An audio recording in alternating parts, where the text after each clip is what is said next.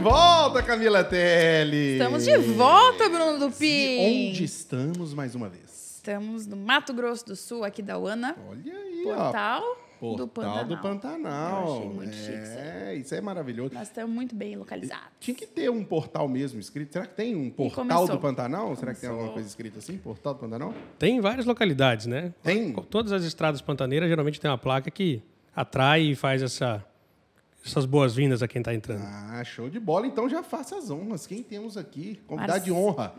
Nosso querido Marcelo Rondon, seja muito bem-vindo. Presidente. Obrigado. Sodepan. Não Que é não empresa é de de pão, pão. e nem é Solupan. É Sodepan, Sociedade de Defesa do Pantanal. Olha Exatamente. aí, maravilha. Ô, Marcelo, você é daqui da região? Sou daqui. Aqui da UANA? Não, eu sou de... Minha família é de Corumbá, né? Mas eu sou campograndense, nascido lá. Mas a minha história, tanto do pai de pai como pai de mãe, vem aqui. Os dois são famílias pioneiras da região do Pantanal. Entendi. Então, estamos bem envolvidos, pantaneiros aí de raiz e de vivência até hoje. Trabalhou muito com comitiva, essas coisas, não? Acompanhei bastante. É mesmo? Você acompanhou Ah, que legal. comitiva? É muito comum, né? A gente que tinha as propriedades, então você transferia gado de uma propriedade para outra. E muitas vezes os próprios peões, né, e as pessoas que trabalhavam na fazenda levavam esses animais. E a gente ia junto, com palavra, natural. Qual que você pegou que demorou mais tempo, assim?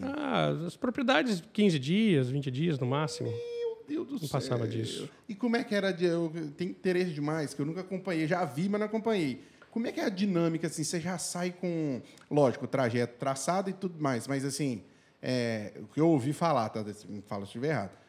Já leva um boi para você matar, às vezes, e já ir comendo ali durante a viagem. Como é que é esse negócio? Não, você faz um preparo antes, né? Então o pessoal leva já uma carne seca, um charque. Tem a pessoa que vai com as mulas, o burro cargueiro, que é o cozinheiro, que é o cuca que vai na frente. Então ele providencia, né, café da manhã, almoço e janta para todo mundo, e tem a comitiva dos peões que vão levando efetivamente os animais. Mas é algo extremamente tradicional e até nas fazendas, em algumas fazendas que têm extensões grandes hoje, isso ocorre dentro das propriedades, mas aí de distância de 1 dia, 2 dias de viagem, mas é bem tranquilo, é bem normal para nós aí na região. E está acabando, né? Porque os únicos lugares ainda que se vê em comitivas hoje tradicionais são nessas regiões mais isoladas, a exemplo da Bacia do Pantanal. Que a Bacia do Pantanal é mais ou menos qual região, assim? É mais perto de onde? Não, é onde nós estamos na aqui borda mesmo? aqui. A Bacia Pantaneira, o bioma Pantanal. Entendi. Exatamente. Então, isso tudo aqui ainda tem aqui. muito disso. Justamente porque a gente tem uma deficiência grande ainda de logística, estradas, né? Ainda que nós tenhamos estradas, tem um período da seca, da cheia, então ou tem muita areia, como a gente está passando um problema agora, crise agora de seca muito grande, então eu não consigo transportar os animais por caminhões, ou na época da cheia aí realmente fica inviável, até para as comitivas em algumas regiões você não consegue, né? Não consegue transportar os animais a pé. Tem quantidade máxima de boi para uma comitiva? Não tem quantidade máxima, mas você não vai conseguir levar mais do que 1.000, 1.500 cabeças. Acima disso fica inviável. Você ter pouso, você ter lugar para dar pasto para esses animais, lugar para dessedentar eles. Então, 1.000? Eu me livre. Para tocar 1.000 tem que ter quantas pessoas? 6, 7 peões, 8 peões. Brincando? Tu achou que era quanto? Sei lá, uns 100? Mentira, 100 é pouco, mas uns 400. Os animais são muito dóceis, né? E ainda que sejam animais novos, logo que eles começam a andar nos primeiros dias, eles já se acostumam com aquela rotina, né, o toque do berrante, então eles já vão seguindo o toque do berrante, já vão se conduzindo. Geralmente tem animais mansos que vão junto também, né, que a gente chama de sinuelos, tem a tropa que vai à frente. Então tem todo um preparo, tem toda uma ciência para fazer não esse processo. Não é só sair, vida que segue. Não é só sair, até vida porque que vocês segue. param para dormir, né? Sim, e aí todo como mundo. É que cuida deles dormindo? Mas tem que ter a gente acordado, né? Não, tem os pousos, né? Os pousos boiadeiros, então eles dormem em ambientes fechados, né? Então você põe ele num piquete, numa manga fechada, e a pionada faz o pouso lá, arma a barraca, a tenda deles lá e dorme em redes lá. Tem um pouso ali. Tem lugares específicos que são pousos de boiada. Olha que legal. Né? E aí são lugares que geralmente tem água, tem essa estrutura para você deixar os animais para pernoitar, tem um piquete para você deixar a tropa.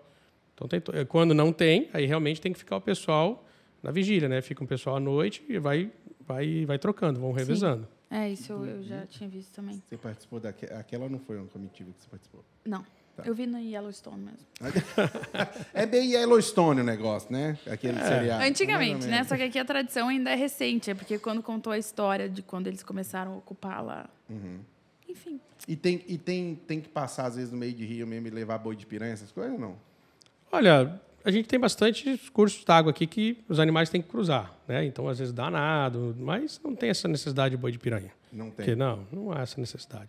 Tem uma tradição, em alguns lugares se fazia, mas eu nunca acompanhei, nunca vivenciei. O que é isso? O boi de piranha é quando você mandava um animal mais doente ou mais debilitado na frente para que as piranhas Focasse nele e deixar os outros animais pararem. Ficou famosa numa música, né? Não vou lembrar de quem que era a música agora, mas eu nunca vi isso acontecer de fato. O povo fala isso quando fala assim, serviu de boi de piranha. Serviu para encobrir um outro negócio, entendeu? Entendi. Chama atenção, né? Uma distração. Entendi. Pode perguntar, porque eu tenho muitas curiosidades. Eu sei.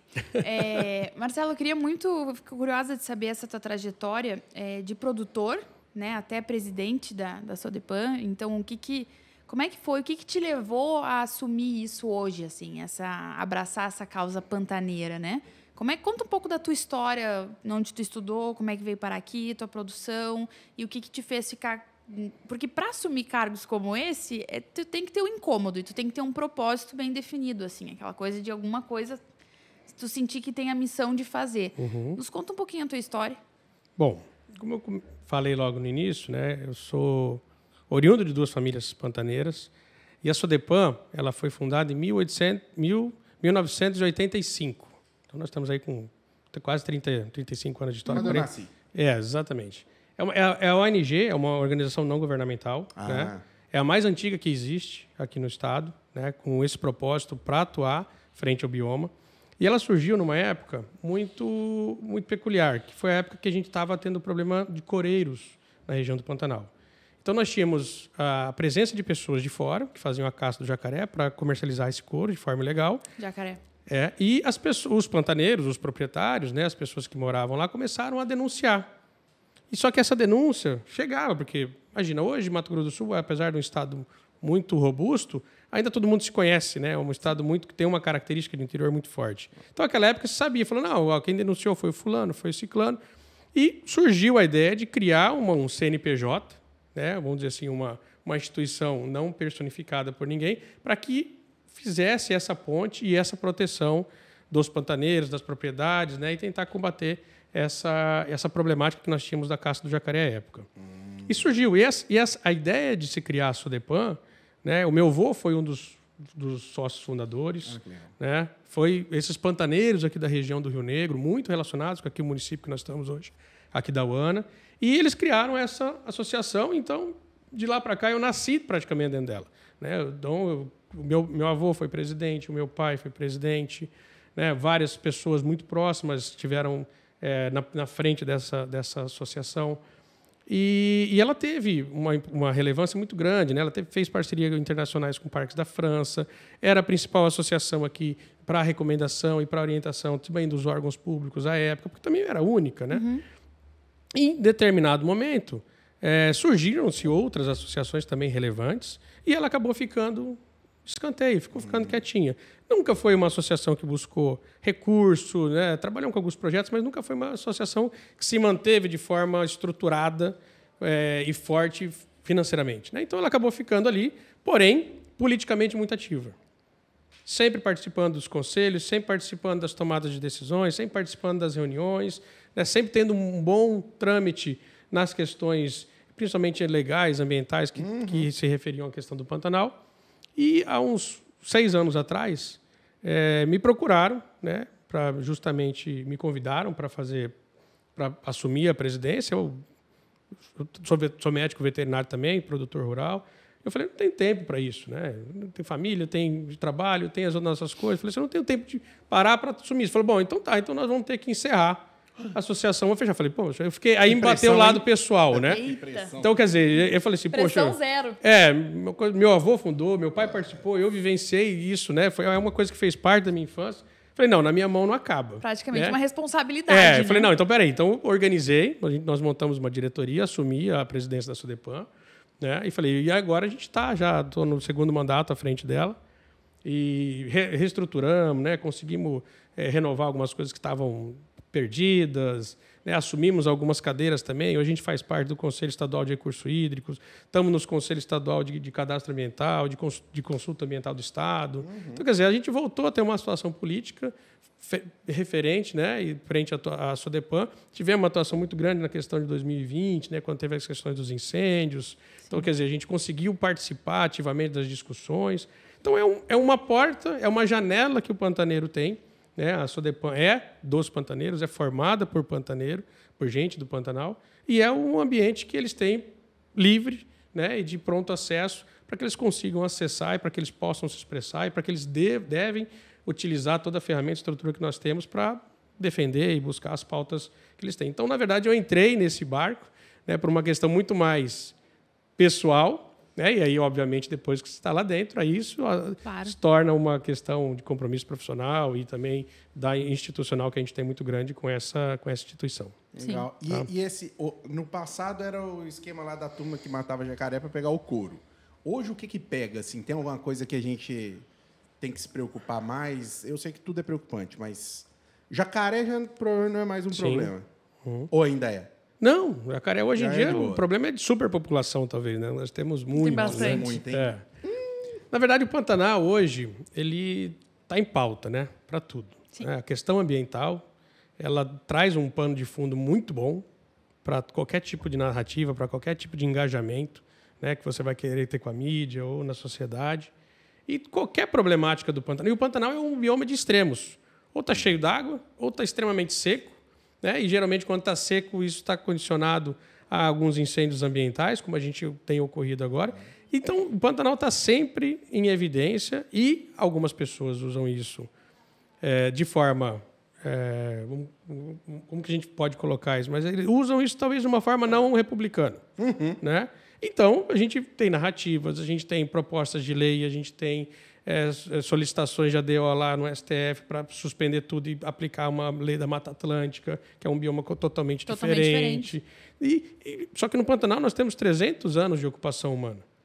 Né? Nós temos um bioma com 85% da sua cobertura natural preservada. Isso significa que a gente só mexeu em 15% do Pantanal. A gente só antropizou 15% do Pantanal. Isso não é o Marcelo falando. Isso é o IBGE falando. Né? Isso foi um trabalho divulgado, a WWF participou, SOS, várias outras instituições, inclusive de trabalho muito mais voltados para a questão de preservação e conservação. Hoje, o que a gente busca, né, é trazer um equilíbrio e uma justiça para esse tipo de discurso, para esse tipo de narrativa. Porque quando você fala em Pantanal, o que vem fecha o olho, o que vem na frente? O que você enxerga? Jacaré e pesca. Jacaré, bicho, onça e o pantaneiro. Esse aí. Cadê ele? Lá no meio daquele matinho, lá na beira daquele rio que você está pescando, tem um pantaneiro morando com a família, com os filhos. Mantendo a tradição. Mantendo a tradição, que muitas vezes não tem acesso, não tem uma internet, não tem uma estrutura de saúde, não tem escola. Que tem propriedades, eu acho que nem luz tem. Nem luz tem.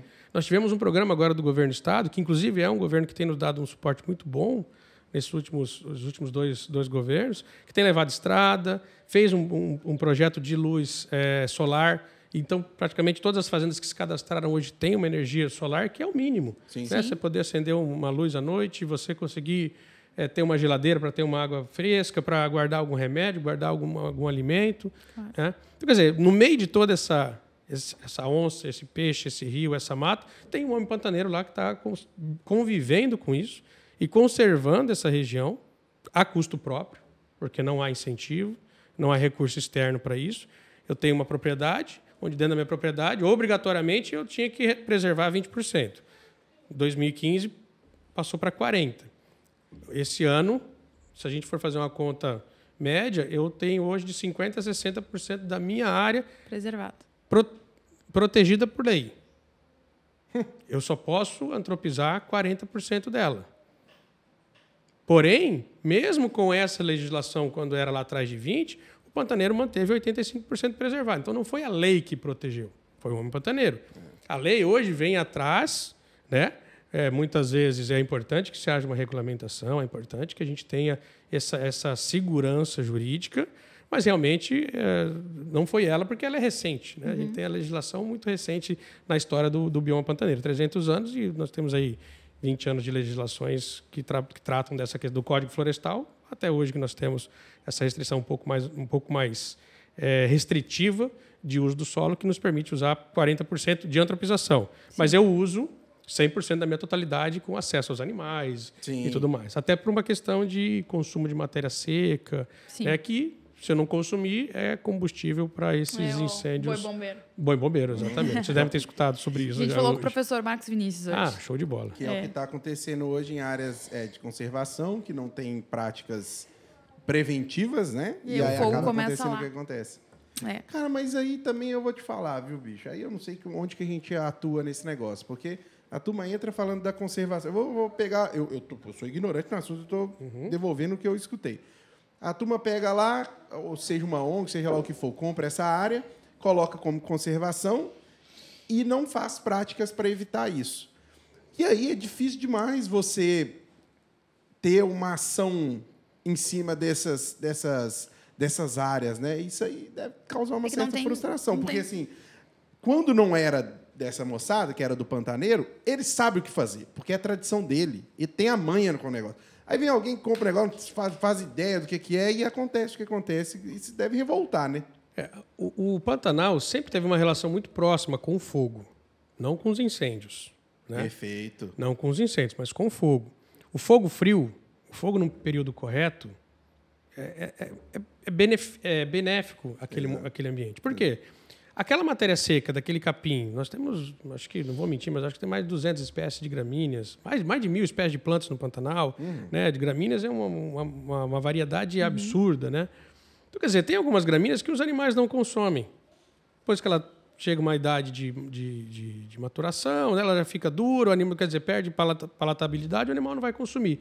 Aquilo lá é combustível para incêndio, invariavelmente. Como que esse pantaneiro fazia antigamente? É o fogo frio.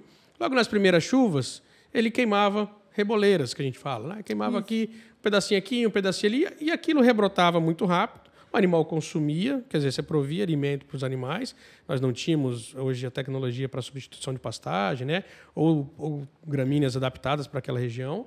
Só trabalhávamos com as nativas.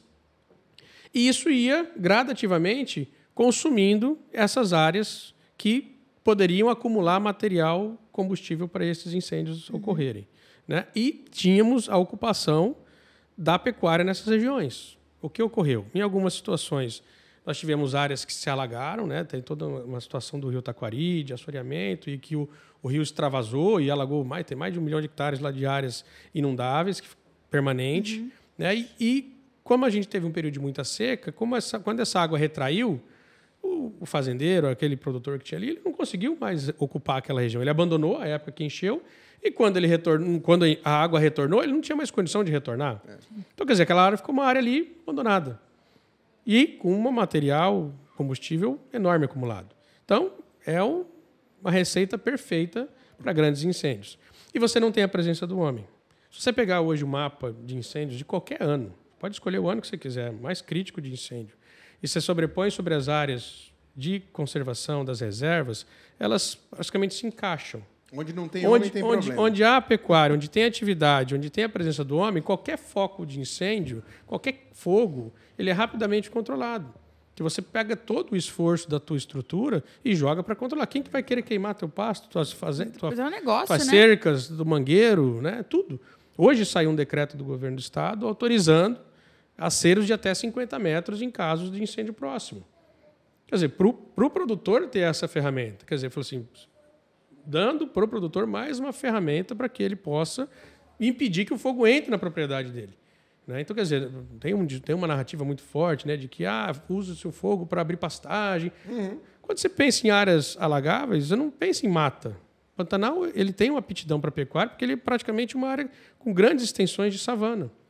Né? E essas são as áreas realmente que são propícias a esses grandes incêndios. E aí, quando realmente esse fogo adentra, ou por causas naturais, ou por ação humana, nessas regiões onde você tem a ausência da atividade da pecuária, que consome naturalmente aquele capim, você não tem a presença de uma estrutura de propriedade ou de homem de trabalho lá dentro. Porque ninguém vai controlar aquilo e muitas vezes não tem dono, às vezes é de uma ONG, às vezes é de uma associação, de um fundo. Não né? tem um representante. Não tem um representante. Vai doer em quem aquele incêndio? Dói na gente, né? Na sociedade. Mas Quem que vai ali controlar aquilo? Você não controla, você aguarda chegar. Fala, aqui não tem como acessar ele, vamos esperar chegar no vizinho, que o vizinho tem estrutura. E esse vizinho geralmente é um pantaneiro que trabalha com atividade pecuária. E aí é onde a gente consegue controlar e debelar esse fogo. Para evitar que o voo chegue no próprio... Exatamente. É que nem a gente ouviu hoje, mais de uma vez, né, Bruno? As pessoas precisam entender a base de toda essa história, que não faz sentido o pantaneiro querer botar fogo no seu próprio negócio, ou querer botar fogo em algo que ele cuida tão bem. Então... E encaixando com esse assunto, assim, Marcelo, a gente sabe que a gente está na era das redes sociais, onde as pessoas dão opiniões sobre coisas que elas não sabem. Cheio de especialistas, né? Especialistas, exato. Eu falo, né? PhD de Facebook, especialista em absolutamente nada. Especialista de falando sobre absolutamente tudo. E a gente tem um movimento muito grande, assim, num sentido meio apelativo até, né? De algumas ONGs, artistas, pessoas com influência, falando, salve o Pantanal, salve a Amazônia, e que geralmente nem vieram aqui, né? Como é que tu enxerga esse movimento para uma geração que daqui a pouco está achando que, ao invés do pantaneiro ser valorizado e do homem do campo aqui do Pantanal e quem cuida, daqui a pouco você está se tornando um vilão porque a desinformação está chegando onde não deve? Eu acho que a gente está no momento... e o pantaneiro sempre foi muito receptivo, né? E sempre recebeu muito bem, independente de quem viesse aqui ao Pantanal. Tem espaço para todo mundo. Nós temos hoje unidades de conservação, nós temos hoje parques. O que falta nessas estruturas é realmente, como você colocou, precisa ocorrer de forma efetiva as ações preventivas, os aceros, a queima prescrita, a queima controlada no momento certo, a estrutura de maquinário e de gente nos momentos críticos. Porém, o Pantanal é um ambiente de extremos, então nós vamos ter algumas situações que isso vai fugir do controle. A natureza é soberana naquela região, seja para cheia, seja para seca. Então é natural que a gente tenha essa paixão, das pessoas que muitas vezes desconhecem a realidade do Pantanal pelo Pantanal. Aquilo lá é lindo. Como eu falo, o que você fecha o olho e fala de Pantanal, você vê tudo, menos o homem lá dentro. Então eu quero falar assim, tira todo mundo de lá, tira o boi, deixa aquilo lá, porque se você tirar o homem de lá, você não vai mais ver bicho, você não vai mais ver nada. Se você tirar o boi, você não vai mais... Porque aquilo lá vai virar uma macega monstruosa, vai ter incêndio todos os anos. Ou seja, vai ser é negativo para todos. O que nós precisamos é fazer um contraponto a essa narrativa, trazer um equilíbrio para esse discurso. Nós queremos preservar. Há espaço para preservação. Nós temos as pousadas, nós temos o ecoturismo, nós temos várias outras alternativas que não só a pecuária, que devem ser fortalecidas no bioma e que precisam dessa paisagem, dessa beleza cênica, da presença dos animais, e que não há problema nenhum de se fazer isso e de se explorar isso economicamente. E pousadas que são fazendas também, né? Sim, inclusive. Sim, exatamente. Com gado. Exatamente. Então, isso é muito comum e muito bom que ocorra na nossa região, porque isso são atividades econômicas que estão agregando valor e estão trazendo... você pegar o Índice de Desenvolvimento Humano, IDH, nas regiões péreo-pantaneiras, são as menores do Brasil. Sim. Geralmente, os ambientes mais conservados estão relacionados com os menores índices de desenvolvimento humano. Isso é fato. Isso é fato. Justamente porque não quer que o desenvolvimento chegue, mas a gente precisa disso. Tá? Então, a gente precisa acalmar um pouco essas paixões. E precisa, eu acho que, munir um pouco melhor esses especialistas de informação de boa qualidade. Sim. Porque não é a opinião do pantaneiro, não é a opinião do Marcelo. São dados científicos que realmente comprovam que a presença do boi ela é realmente benéfica para a prevenção dos incêndios, que a conservação ocorreu durante os 300 anos de ocupação de atividade econômica, com 85% da sua área preservada. Ou seja, os fatos estão aí, para quem quiser ver. A gente tem que falar o óbvio, a gente tem que ficar justificando aquilo que está à vista de todos. Esse é meu medo. Sabe por quê? Parece que a Sodepan, por exemplo, tá tendo que defender o Pantanal do próprio brasileiro. Sim. Você entendeu? Do cara que fala merda, você tem que ir lá real, e trazer... Mas aí é onde eu entro, que às vezes eu acho que a gente... Tem que ter, tá? Não estou falando que não tem que ter, não. Tem que ter. Mas eu acho que às vezes a gente tem que entrar com uma outra linha também, que é a linha da pancada também. Que é time de futebol. Vou fazer uma analogia besta, tá? Copa do Mundo. Por que nós perdemos a Copa? Porque não teve um infeliz para dar uma pancada no meio do campo e parar a jogada. Tem hora que você tem que falar assim, bichão, já pisou lá? Não, então você não tem lugar de fala aqui. Não tem o tal do lugar de fala? Quem vai ter lugar de falar nessa porcaria aqui agora é o pantaneiro que conhece o negócio. E acabou. E aí você bota o pau na mesa e fala, agora quem manda é o pantaneiro, porque ele que está lá. Ele que está o dia todo, ele que tem um desenvolvimento que é baixo, ele que é o cara que não tem luz, ele que é o cara que está lá enfrentando cobra, jacaré e lobisomem, seja lá o que for. Lobisomem. E ele que enfrenta. Ó, Marcelo. Ele que enfrenta esse negócio. Coruja. Cara. É coruja, né? Então, Cobra. Eu tô dando minha opinião, porque eu também não sou daqui, mas eu vejo a dor. Na minha opinião, quem tá aqui não deveria escutar esse pessoal que fala borracha. Só que aí tem que escutar. Por quê? Porque aí, querendo ou não, é aquilo que você falou, você tem que fazer o contraponto e tal. Eu ainda acho que 99% tem que ser a sua linha de pensamento, e eu acho que 1% tinha que ser uma cutucada. Sabe? Tem que ter uma turma para dar uma fincada, uma cutucadinha. Porque eu acho que a gente vai apanhar demais, cara. Nós vamos... E a gente pega lá na Califórnia. Califórnia, todo ano, é queimada, meu amigo. E você sabe por quê? É o que você acabou de falar. São incêndios. Incêndio. E por quê? É o que você acabou de falar. É região que não tem ninguém ali para pôr a mão. É isso aí. E todo ano é a mesma história. Todo ano é a mesma história. Aí você pega os seus dados, vai mostrar para o cara, sabe o que ele faz? Não dá bola. Ele não vai falar assim, não, eu errei, o Marcelo me trouxe um dado aqui. Ele não vai falar isso. Aí ele vai para outra pauta. Mas aí o pus da vaca. Aí ele começa. E a gente fica correndo atrás do rabo. Não, é que, na verdade, o que lacra hoje, o que chama atenção na rede social é esse apelo, É o né? caos. Essa coisa, o caos, é totalmente, é tragédia, polêmica, coisa ruim. Então, no momento em que artistas se juntam para fazer uma música para salvar um bioma e não fazem absolutamente nada para salvar o bioma, as pessoas que estão assistindo acreditam que aquilo é o máximo que pode ser feito. Mas não vem aqui conhecer, não vem aqui conversar com vocês, não vem conversar com o pantaneiro, não vem entender que por trás do Pantanal existem pessoas que estão cuidando dele há mais de 300 anos. Então, e cuidando junto com a pecuária, né? Sem que faz dúvida. parte disso. Então, Mas eu entendo seu lado, tá? Eu entendo que tem que ser a política, no bom sentido Da da boa palavra, vizinhança. de você conversar mesmo. Porque nem todo mundo tem 100% da razão de nada. Mas mas eu brigo bastante com o pessoal na rede social. eu acredito nesse 1% da gente ir pra cima, entendeu? A gente... Para, que quando vem questionar pra mim, gente da minha família, que questiona, mas já foi lá? Não. Então, meu amigo, eu não vou nem conversar. Não. Você nunca foi lá, que você tá falando o quê? Não, porque eu vi na Globo. Aí eu não quero papo mesmo. Pô, eu tava lá, eu acabei de ver. Tem e que aí vem vir. discutir? Não. Tem Aí que eu tá também vivendo aí eu isso. tô entrando Mas eu nesse acredito que seja importante, esse contraponto sempre vai existir. É. Né? Eu escuto desde criança que o Pantanal não se fizesse alguma coisa, em 30 anos o Pantanal ia acabar e ia virar um deserto. E escuto isso hoje, ainda meus filhos escutam isso hoje. Então, quer dizer, essa narrativa não é de hoje. Né? Essa desinformação, né? E esse apelo, né? essa lacração em cima dessa questão ambiental não é de hoje. Isso ocorre. Hoje talvez seja mais difundido, porque a gente tem muito mais acesso a essa Rede informação. social, exato. Mas isso tem um lado positivo, porque bota o Pantanal em evidência para algumas outras atividades. Vocês estão aqui hoje fazendo um podcast do Pantanal.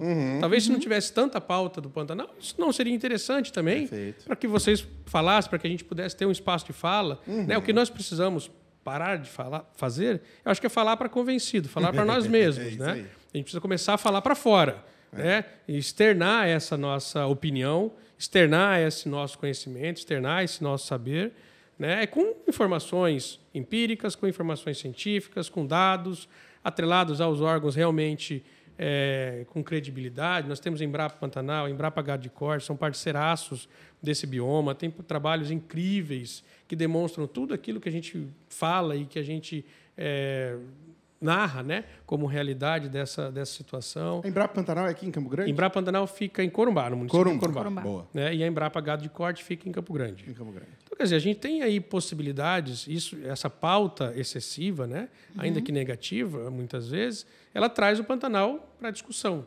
Sim. Né? E quando você discute, às vezes eu sempre fico com medo, né? Quando a gente vai se discutir legislação ambiental no Pantanal, você fala, a gente vai ter que dar alguma coisa em troca. Nós vamos perder. Isso a gente só vai restringindo.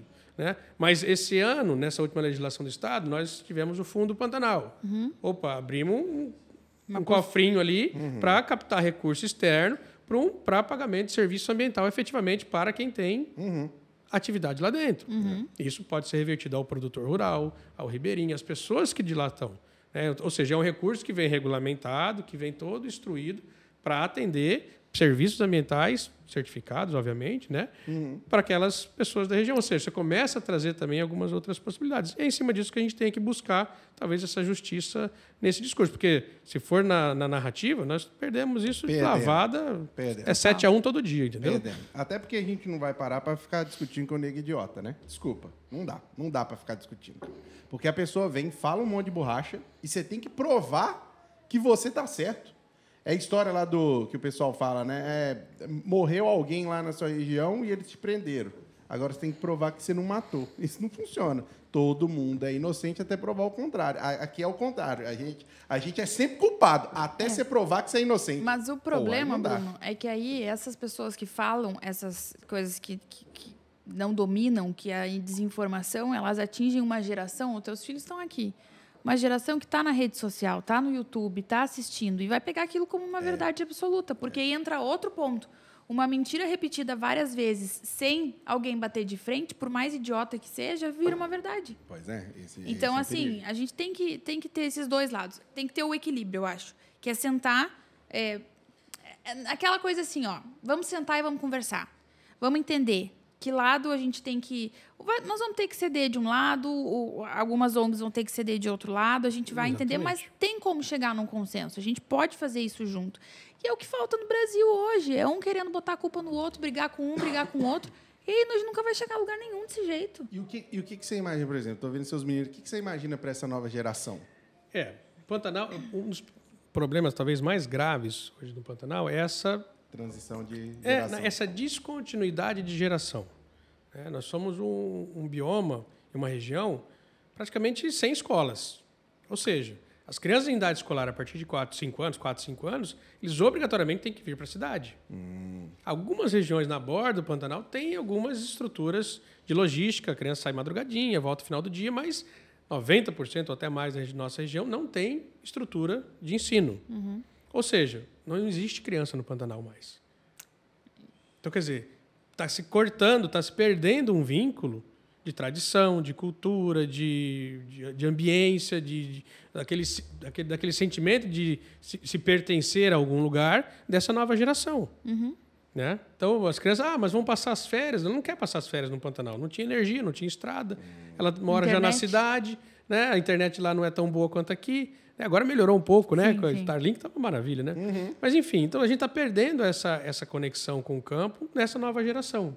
Isso é muito preocupante, porque você não tem mão de obra, porque a pessoa não tem vínculo, você não tem a pessoa que quer se fixar, porque realmente ela está distante das comodidades da área urbana. Isso não é um problema para o Pantanal, isso é um problema da sociedade. Porque você tem um acúmulo de pessoas também nas cidades que muitas vezes não têm uma ocupação adequada para fazer. Então, isso traz desdobramentos absurdos, né?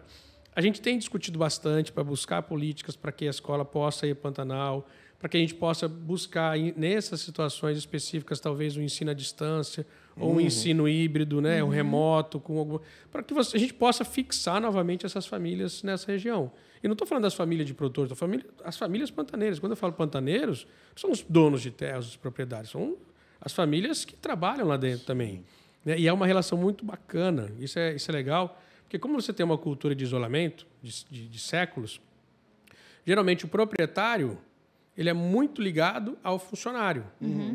Né? Então, quer dizer, tem... Família, né? É família, é uma comunidade. Você tem ali 5 famílias que moravam e trabalhavam naquela propriedade, é que lá se torna uma comunidade.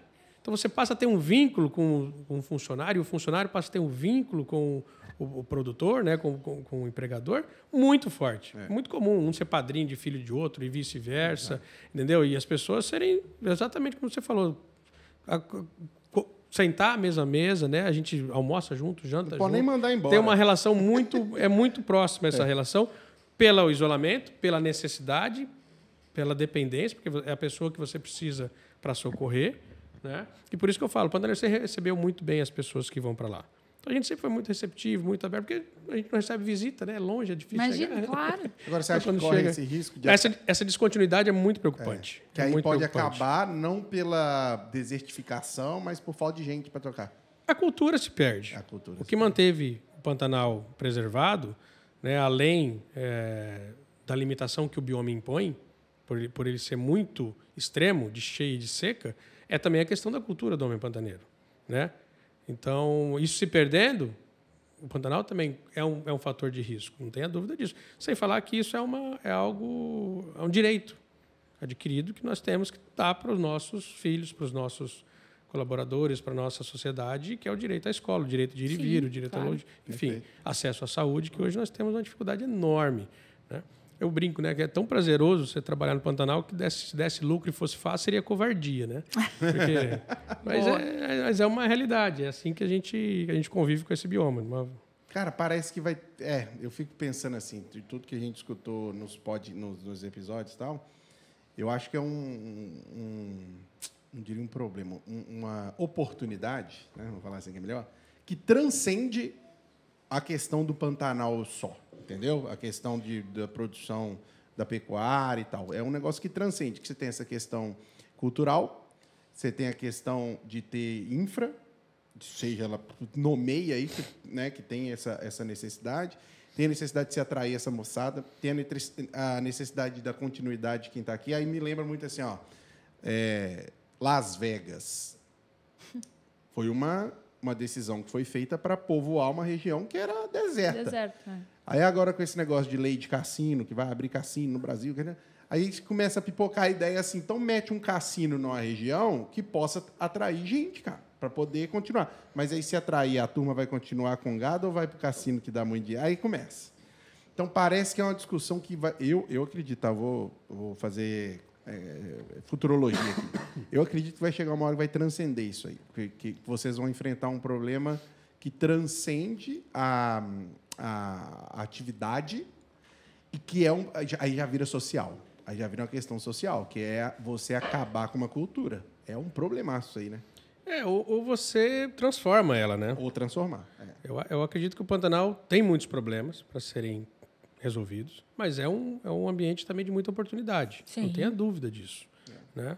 Nós temos hoje uma especificação de produção, de bioma e de condição peculiar que, se você colocar isso em selos de qualidade de produto, de origem de produto, de especificação de produto, você consegue atingir mercados extremamente valorizados. Né? Então, eu consigo, mediante um trabalho muito bem feito de cadeia produtiva, vender a minha carne pantaneira, né, o meu peixe pantaneiro, o meu artesanato pantaneiro, num valor agregado muito superior a qualquer outras regiões, pela história que eu conto, pela vivência que se tem na região, pela realidade que aquela região possui, né, pela peculiaridade daquela região. Agora, isso é um trabalho de formiguinha, isso é um trabalho que demanda tempo, isso tem que ter a vontade do mercado, o mercado é soberano. Né? Então, nós trabalhamos já com produção certificada orgânica, sustentável, tem vários protocolos, hoje reconhecidos pelo governo, né? Já mandamos carne para o mundo inteiro, mas isso são nichos. A gente precisa organizar isso de uma forma que atinja o Pantanal de uma forma mais abrangente, né? Para que realmente eu consiga valorizar essa pecuária, né, pantaneira da forma como ela merece. Hoje em dia a gente sabe que não é só padrão, qualidade, sabor e aparência. A gente tem toda uma série de outros valores agregados. Que o público está exigindo muito saber. Muito. De onde que vem, por que está aqui. Como foi produzido. Posso comer tranquilamente. Tem tudo isso. E a gente tem que escutar o consumidor. E assim, a gente não tem nada a esconder. A gente faz tudo muito certo, muito correto. E a gente tem que mostrar. Nem que pareça óbvio, né? O óbvio tem que ser dito, a gente precisa mostrar o óbvio, não adianta. Para as pessoas entenderem. E a verdade é o inverso do que se fala, né? Falar, vou parar de consumir carne porque eu vou ajudar a preservar. No Pantanal, essa lógica é totalmente inversa. Fora do Pantanal também. Né? Mas no Pantanal isso é mais gritante. Porque se é a pecuária, se é aquela atividade cultural ali, tradicional, que manteve isso preservado, se você valorizar ela, você está ajudando a preservar o ambiente. A partir do momento que você tira isso, que você quebra um dos elos dessa cadeia, se tira um pé desse tripé que funcionou muito bem, você está impactando diretamente na preservação, na conservação desse bioma a médio e longo prazo. Então, todo produto consumido oriundo do Pantanal e que seja, de fato, oriundo dessa região, beneficia aquela região de forma absurda. A pecuária, então, que é hoje a atividade predominante, né, na região, essa é uma verdade absoluta, né? Isso aí é... E se parasse aí, tava bom, né? Eu vou deixar de comer porque eu quero preservar. Como se fosse fácil, né? Não, e tava ótimo. O problema é quando eu vou parar, mas você também tem que parar. Eu não, você que se vire pra lá, eu quero continuar comendo. Deixa. Não, eu falo assim, a gente tem uma... Eu planto alface, né, Marcela? Então, assim, vegano e vegetariano são meus clientes também. Eu defendo alface com carne. E se a pessoa não come carne, não tem problema que eu me sirvo 2 vezes e como por ela. Mas, assim, todo mundo tem a escolha de comer ou não, o que gosta, o que não gosta, o que quer, o que não quer, o que se sente bem, o que não se sente bem. Isso aí a gente nem entra nessa discussão. Agora, as pessoas abraçarem o ativismo do tipo, enquanto tu comer um bife, tu vai estar tirando um pedaço do Pantanal, tu vai estar tirando um pedaço da Amazônia, tu vai estar tirando... Essa apelação que me incomoda, entendeu? Incomoda todo mundo. É aquela coisa assim, tu é um monstro. Tu é um... Como é que eles me chamaram já que eu tenho um cemitério? Meu corpo é um cemitério porque eu como carne. Tipo assim, minha alma... É uns negócios que tu pensa, gente, que é isso? Calma. Aí eu falo... Eu converso, já tive a oportunidade de conversar bastante com veganos e vegetarianos próximos a mim, inclusive. E eu falo, se tu me falar que tu não come carne porque tu tem pena do bicho, porque isso e aquilo é uma coisa que tu não gosta, é uma convicção, tá tudo bem, legal, tá tudo certo, perfeito. Te respeito.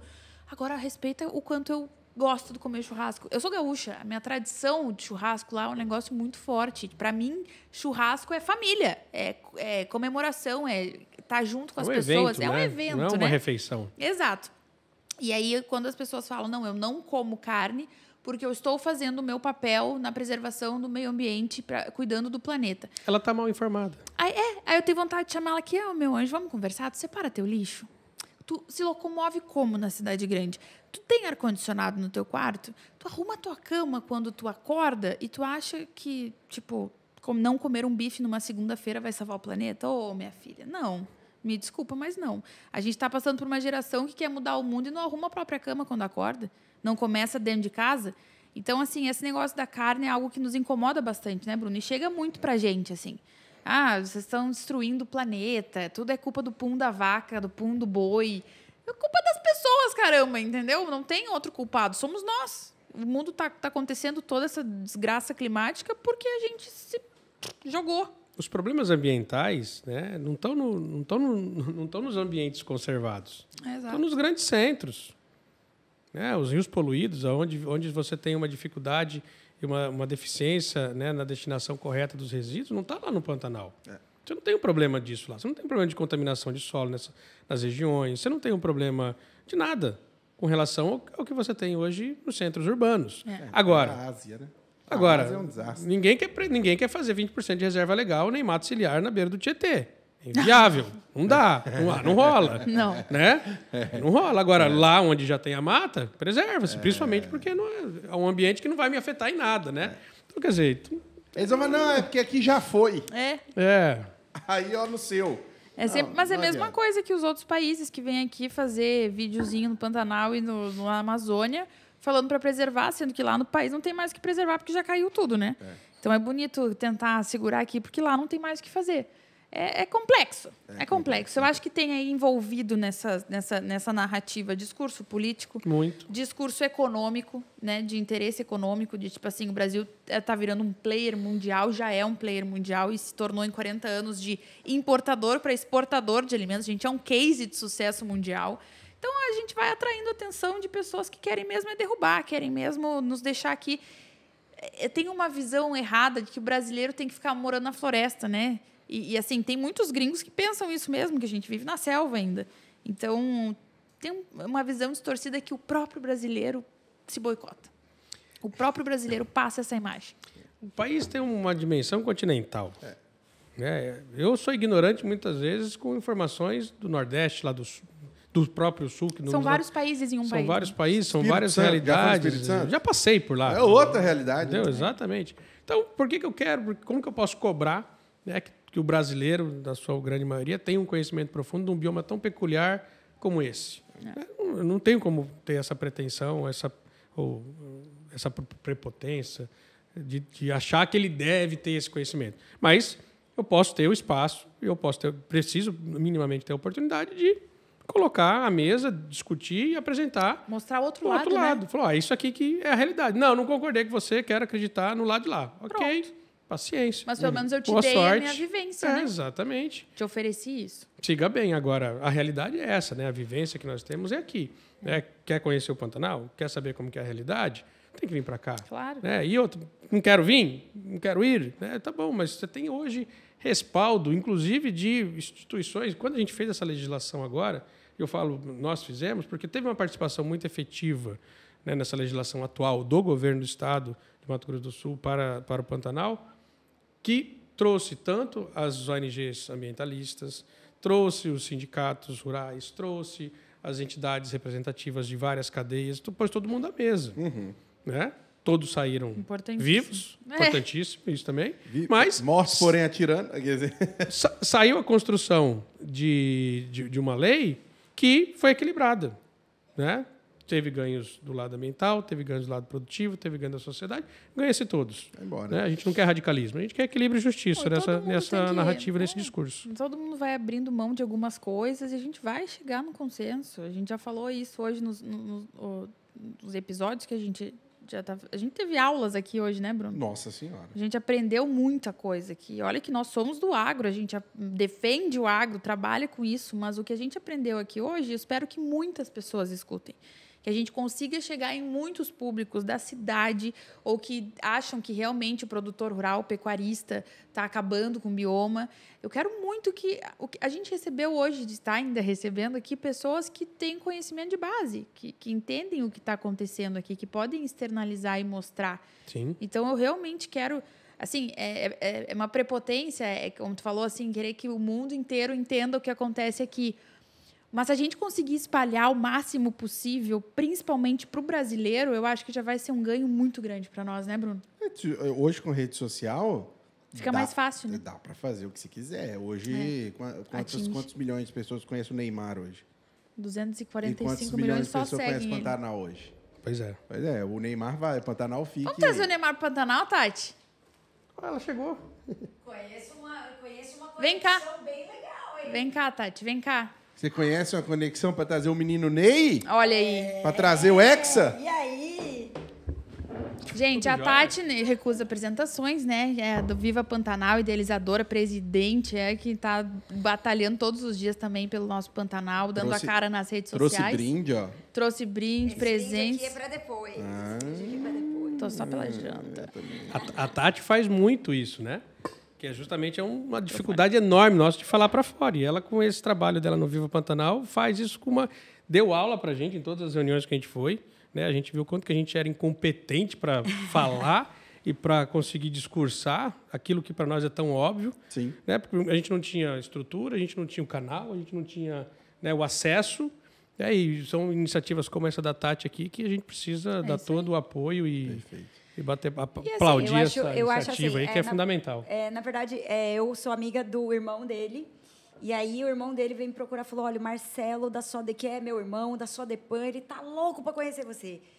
Porque, né, o Dig tinha falado do projeto e eu já estava há algum tempo mexendo.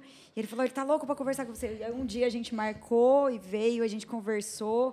Ele falou, cara, é isso que eu preciso, vamos conversar, vamos fazer. E aí culminou nas reuniões da Lei do Pantanal, ano passado, nas discussões. E eu acho que o objetivo foi atendido, porque a gente conseguiu, eu, né, especialmente, consegui plantar uma sementinha neles, que são super tradicionais. E, então, assim, eu consegui plantar uma sementinha em todos eles. Tanto é que o pessoal, a expedição saiu daquelas nossas conversas, né? E você ir mais para frente da Sodepan e colocar o seu rosto e falar e fazer vídeo. Então, assim, eu acho que foi plantada uma sementinha da comunicação lá atrás. Virou nossa consultora de marketing. Exatamente. Tudo que a gente vai publicar, falou, Tati, dá uma olhada aí, o que você acha? E aí, e assim, é incrível porque, assim, ali era eles que são os mais novos e o resto é tudo 60 a mais. E, assim, desafio. E eu a única mulher ali dentro. Então, assim, para mim foi... na hora que eu olhava assim para todo mundo, eu falava, gente, o que eu estou fazendo aqui nesse lugar? Mas só que daí também eu falei pro Marcelo, eu já avisei, eu falei, olha, eu vou falar, hein? Vão ter que me escutar, hein? E foi, gente. Hoje em dia, cara, são parceiraços. Dificilmente tu ser bom em tudo é meio complexo, né? E às vezes tu tem muita pauta no teu dia a dia que tu pensa, eu tenho que fazer o meu aqui, não vou ficar gravando, comunicando, mostrando. E aí o pessoal pergunta, mas eu vou ter que, além de tudo que eu já faço, me preocupar com preço, com compra, com venda, com produção, com clima, com tudo, eu ainda tenho que comunicar o que eu faço? Eu digo sim. Mas se tu não quer fazer isso, tem pessoas qualificadas para fazer. Tem quem faça. Tem quem faça. E Tem projetos, tem profissionais. Então, assim, o negócio é a gente se unir e fazer. Tu não precisa fazer com as tuas próprias mãos. Pode pedir ajuda para pessoas que fazem isso já, que tem projetos como o Viva Pantanal, para a gente ser uma vitrine. Quanto mais a gente se unir, mais longe a gente vai. E eu falei para eles que, na verdade, o Viva Pantanal é uma conexão do tradicional com uma inovação. E a gente quer mostrar isso. E eles foram muito abertos, porque eu falei assim, olha, eu bati na mesa lá no dia que a gente conversou, eu falei, olha, se vocês, primeiramente, não acreditarem no que eu estou fazendo, quem vai acreditar? Né? Eu falei isso para todos eles, lá, pedi a palavra, eu falei assim, se vocês não acreditarem em que eu estou fazendo, se vocês não me defenderem perante as outras pessoas que não conhecem o Viva Pantanal, vocês não me levarem junto com vocês e eu, ao mesmo tempo, levar vocês comigo, quem que vai acreditar? O apoio tem que começar dentro de casa, né? Sim, tem que ser de dentro para fora, e foi isso. E, cara, assim, foi excelente. E hoje nós estamos aí, o Pantanal, inclusive, esse convite para o Pantanal Tech começou aí, sabe? Assim, então, foi de vital importância, tanto a Sodepan, como a BPO, como a unidade das entidades tradicionais que a gente... Sindicatos participaram. Sindicato de Corumbá, que é um sindicato muito tradicional. Muito ativo, né? O Gilson, o pessoal da Embrapa Pantanal. Então, assim, a gente se cercou de pessoas muito boas e de pessoas de anos de luta de Pantanal. Seu próprio pai, seu Nilson. Então, assim... a gente se cercou de pessoas que entendem muito, que dão uma aula de Pantanal, assim, é uma coisa incrível. Seu Manuel Martins, seu Roberto da São Francisco, então assim é uma galera muito boa. Muito o desafio de manter a tradição sem ser tradicional. E eles se abriram eles se abriram para o novo. Eles se abriram para o novo, e isso eu achei, cara, excelente, assim. Foi uma já barreira... é um bom primeiro passo. Foi uma barreira que eu consegui derrubar, assim, que nem foi sempre incrível. É possível, né? Foi uma barreira que a gente conseguiu derrubar. Show! Maravilha. Dona Camila, fantástico, hein? Bom demais. Excelente. Marcelo, obrigado aí pela tua participação. Eu que agradeço a oportunidade, o convite. A Tati também veio aqui no finalzinho, mas a Tati, na verdade, participou de toda a idealizadora e a gente só está aqui por causa do Viva Pantanal e da Tati, então nosso agradecimento mais que especial também. E parabéns pela tua garra e força de manter firme esse projeto, e eu tenho certeza que o teu propósito está muito bem alinhado e que vai ter muitos frutos, não só para o Viva Pantanal, mas para o Brasil inteiro, né? Com certeza. O nosso foco é o Pantanal e eu nunca pensei em só uma pessoa. Tanto é que uma pessoa só, uma andorinha só não faz verão. Então, eu sempre pensei no coletivo, eu sempre penso em todo mundo e eu quero levar todo mundo junto comigo. E bora. É Pantanal pro mundo. Exato. Isso aí. E vamos pôr todas as redes, né, na descrição. E o que o pessoal... todos os outros eu falei. O que o pessoal vai comentar aí nos comentários, Camilo, quem ficou até o final? Vamos ver. Eu gostei de uma provocação que o Marcelo fez. Quando você fecha o olho e pensa em Pantanal, o que é a primeira imagem que vem na tua cabeça? Boa, comenta Responde aí para nós, para a gente saber. Pode ser uma coisa só. O que vem na sua cabeça quando a gente fala de Pantanal? Fecha o olho e pensa no Pantanal. Boa. Vamos ver o que vem. Show de bola. Boa aí. Marcelo provocou, gostei. Boa. Pessoal, então, compartilha, deixa o like, sininho, comenta... Que mais? Isso aí, nos siga em todas as redes sociais. A gente está no YouTube, a gente está no Instagram, no Facebook, no TikTok. E o mais importante, compartilhe no grupo da família, naquele grupo de pessoas que pode ter uma opinião divergente, porque esse é o objetivo, a gente conseguir levar esse tipo de informação para pessoas que ainda não têm uma opinião bem formada e para conhecer melhor a nossa realidade. E a gente tem que fazer isso. Spotify, estamos também. Aquela internet muito ruim de estrada, baixa antes, deixa ali prontinho e vem conversar com a gente faz companhia durante a tua viagem com muito conteúdo legal. É isso aí, pessoal. Então a gente fica por aqui e se vê no próximo episódio. Valeu. Tchau.